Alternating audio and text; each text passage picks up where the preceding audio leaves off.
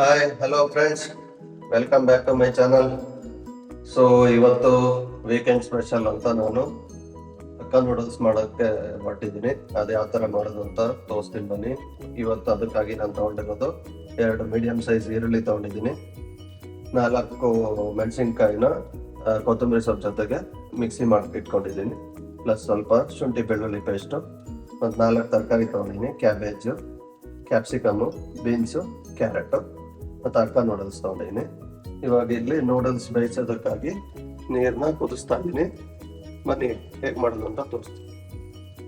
8 to 10 minutes noodles ಬೇಯಿಸ್ಕೊಂಡು running ವಾಟ್ರಲ್ಲಿ ತೊಳ್ಕೊಂಬಿಟ್ಟು ಇವಾಗ ಅದಕ್ಕೆ 1 ಟೇಬಲ್ ಸ್ಪೂನ್ ಅಷ್ಟು ಟೀ ಸ್ಪೂನ್ ಅಷ್ಟು ಆಯಿಲ್ ಚಿಮ್ಸ್ಕೊತಾ ಇದೀನಿ, ಅದು ಅಂಟ್ಕೋಬಾರ್ದು ಅಂತ. ಈಗ ಬಾಣಲೆ ಸ್ವಲ್ಪ ಕಾದ್ಮೇಲೆ ಎಣ್ಣೆ ಹಾಕೊತಾ ಇದೀನಿ ಲೈಟಾಗೆ. ಎಣ್ಣೆ ಕಾದ್ಮೇಲೆ ಈರುಳ್ಳಿ ಹಾಕೊತಾ ಇದೀನಿ, ಬೆಳ್ಳುಳ್ಳಿ ಪೇಸ್ಟ್ ಹಾಕ್ತಾ ಇದೀನಿ,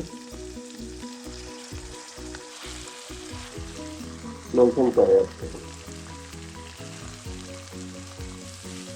1 ಮಿನಿಟ್ ಇದೆಲ್ಲ ನೀಟಾಗಿ ಫ್ರೈ ಆದ್ಮೇಲೆ ಇವಾಗ ತರಕಾರಿ ಹಾಕ್ತೀನಿ. ತರಕಾರಿ ಹಾಕೊಂತ ಇದೀನಿ.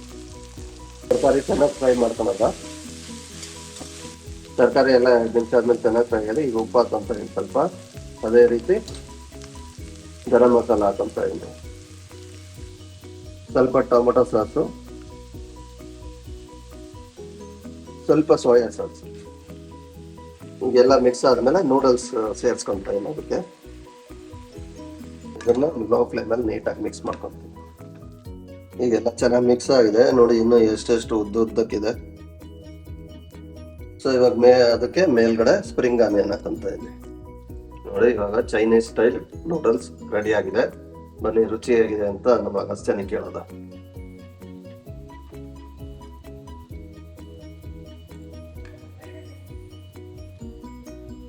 ಚೆನ್ನಾಗ? ಇದೇ ತರ ವಿಡಿಯೋಗಳನ್ನ ನೋಡ್ತಾ ಇರಿ.